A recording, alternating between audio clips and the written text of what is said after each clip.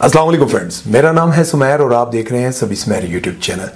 दोस्तों, आज की वीडियो में मेरे पास कोई ना तो स्क्रिप्ट है और ना ही मेरे पास कुछ लिखा हुआ ऐसा है कि मैं आपके सामने बयान कर सकूं। आज की वीडियो में सिर्फ मेरे दिल की कुछ बातें हैं और कुछ ऐसे अल्फाज हैं जो मैं बोलने से पहले सोच तो रहा हूं, लेकिन दिल कर रहा है कि खुलकर बात की जाए। माना इस पेट को भरने के लिए, इस दोज़ख को भरने के लिए हमें पैसों की जरूरत होती है, हमें काम करने की जरूरत होती है और कुछ लोग इसको भरने के लिए हमेशा सीधा रास्ता अपनाते हैं और सारी जिंदगी उसी सीधे रास्ते पर चलते हैं। चाहे उनको थोड़ा रिस्क मिले चाहे ज्यादा मिले, वो उसी रास्ते पर चलते रहते हैं और थोड़ी बहुत जो रोजी रोटी उनको मिलती है उसी में गुजारा करते हुए अपने बच्चों को भी पालते हैं, खुद की जिंदगी भी गुजारते हैं और इस दुनिया को चुपचाप छोड़कर चले जाते हैं। लेकिन कुछ लोगों को इस दुनिया में नाम भी बनाना होता है, पैसा भी कमाना होता है, शोहरत भी कमानी होती है, लेकिन वो कभी भी सीधे रास्ते पर नहीं चलते। वो कहते हैं कि दुनिया में कुछ भी करके, अच्छा बुरा करके अपना नाम भी बना लें, अपना पैसा भी कमा लें और दुनिया की हर आसाइश हासिल कर लें, भले वो रास्ता ठीक हो या गलत हो। इन्हीं रास्तों में, इन्हीं कामों में एक काम आता है यूट्यूब चैनल का। और यूट्यूब चैनल पर आकर बहुत सारे लोग जो हैं वो यहां पर आते हैं और सीधा रास्ता कुछ लोग अपनाते हैं, कुछ लोग डांस ठुमके और बेगैरती करते हैं और कुछ लोग यहां पर आकर दुनिया में जिंदा इंसानों को मार देते हैं। वो अपने घरों में जिंदा होते हैं, ठीक ठाक होते हैं, उनकी फैमिली वाले आकर यूट्यूब पर देखते हैं और कहते हैं यार मैं तो यूट्यूब पर कब का मर चुका हूं। ये वो लोग होते हैं जिन्हें सिर्फ डॉलर्स और व्यूज से मतलब होता है। अभी मैंने थोड़ी देर पहले यूट्यूब चैनल खोला और मुझे एक जुनैरा माहम नामी एक यूट्यूबर हैं, उन्होंने अपने यूट्यूब चैनल पर एक थंबनेल लगाया हुआ था। आप यकीन करें मैं इस वक्त बड़ा जज्बाती हूं और मुझे समझ नहीं आ रही कि मैं उनको क्या बोलूं। उन्होंने थंबनेल लगाया हुआ था कि मौलाना तारिक जमील साहब इंतकाल कर गए, कनाडा में इंतकाल कर गए। आप यकीन करें वो थंबनेल देखते ही मुझे बड़ा, क्योंकि मौलाना तारिक जमील साहब आपको पता है कौन है?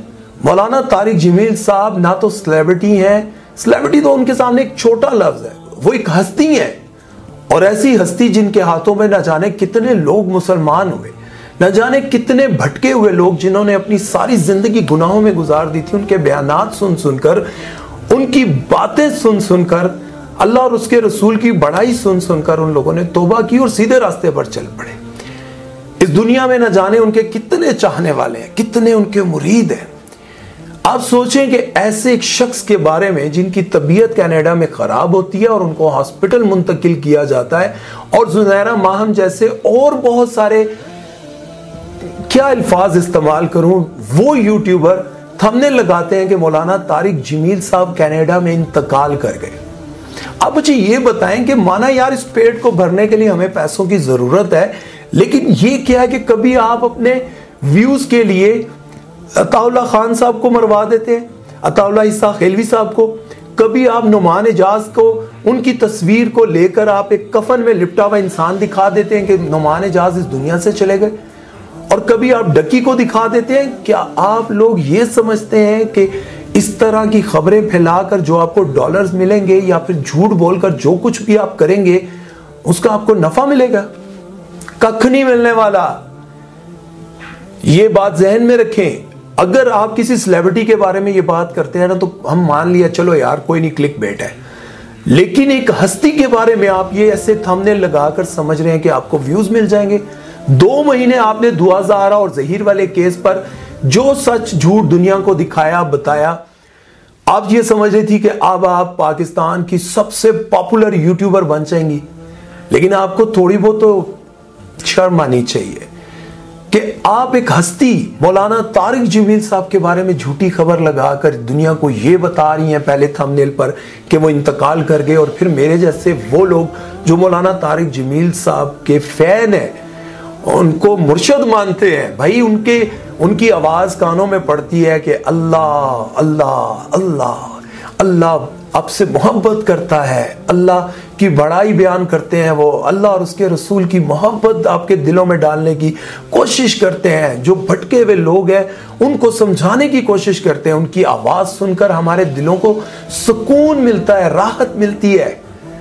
ऐसे इंसान के लिए आप थंबनेल लगाती हैं कि वो इंतकाल कर गए और बीच में जब हम वीडियो देखना शुरू करते हैं और वहां हमें पता चलता है कि आपने सिर्फ क्लिक बेट लगाया है। शर्म आनी चाहिए। कम से कम आम इंसानों में और हस्तियों में आपको फर्क पता होना चाहिए। आपने उनको किस तरह, कौन सी हस्ती समझकर आपने ऐसा थंबनेल लगा दिया। देखिए, जिंदगी में इंसान को ना पैसा कमाने में बहुत वक्त लगता है, इज्जत कमाने में वक्त लगता है, लेकिन इसे गंवाने में 1 सेकंड लगता है। मेरा आप लोगों को यह मशवरा है, ये जो YouTube पर काम करते हैं ना, कम से कम ऐसे थंबनेल ना लगाएं कि एक जिंदा इंसान को आप मार देते हैं। आप सोचें कि उनके साहबजादे उनके ऑफिशियल YouTube चैनल पर आकर ये बता रहे हैं कि मेरे वालिद की तबीयत अब ठीक है, लेकिन दुख की बात यह है कि लोग उनके बारे में गलत थंबनेल लगा रहे हैं। YouTube पर लोग उनके बारे में गलत खबरें लगा रहे हैं कि वो इंतकाल कर गए हैं। देखिए, एक बेटा जब अपने बाप के बारे में ऐसा सुनेगा और उनको नहीं पता हो कि मेरे वालिद की तबीयत कैसी है, तो सोचे जब वो पढ़ रहा होगा तो उसको कैसा लग रहा होगा। आप लोगों को थोड़ा बहुत एहसास होना चाहिए, थोड़ा बहुत ख्याल करना चाहिए। देखिए, पैसा तो वही आपको मिलेगा जो आपके नसीब में है, जो अल्लाह ने आपके नसीब में लिखा है वही मिलेगा, और जब तक लिखा है तब तक मिलेगा। और कहते हैं ना कि जिंदगी आप उतनी गुजारोगे जितनी लिखी है, तो रिस्क भी आपको उतना ही मिलेगा जितना आपके नसीब और मुकद्दर में है और जब तक है। लेकिन अगर आप ये समझते हैं कि इस तरह की हरकतें कर कर, जिंदा हस्तियों को मारकर और उनके बारे में आप ऐसे गलत खबरें फैलाकर, बहुत सारे ऐसे यूट्यूबर्स भी हैं जो अच्छे खासे नेक शरीफ लोगों को चोर डाकू बनाकर पेश कर देते हैं। अच्छी खासी नेक और शरीफ लड़कियों के बारे में ऐसे ऐसे अल्फाज इस्तेमाल करते हैं कि वो लोग ये समझते हैं कि जो कुछ हम कर रहे हैं वो हमारा काम है, हमारी मजबूरी है। जैसे चोर ये समझता है कि गाड़ी चोरी करने में कोई गुनाह नहीं है क्योंकि ये तो मेरा काम है। ऐसे काम करके अगर आप शोहरत हासिल करना चाहते हैं तो भले ही करते रहें, लेकिन एक दिन आपको सिर्फ नाकामी और जिल्लत और रुसवाई का ही सामना करना पड़ेगा। मौलाना तारिक जमील साहब के हवाले से आप लोगों को बताता चलूं कि वो कनाडा में हैं और उनके करीबी साथी से मेरी बात हुई। जब मैं उनसे ये बात पूछने लगा तो उन्होंने बहुत ही दुख से ये बात कही कि मैं खुद YouTube पर देख रहा था तो मुझे बड़ा दुख हुआ, लेकिन वो अब काफ़ी बेहतर है। उनको चेस्ट पे थोड़ा सा पेन हुआ था जिसकी वजह से उनको कनाडा के एक हॉस्पिटल में मुंतकिल कर दिया गया था। उसके बाद उनका ट्रीटमेंट हुआ और उसके बाद वो अल्हम्दुलिल्लाह से काफ़ी बेहतर है।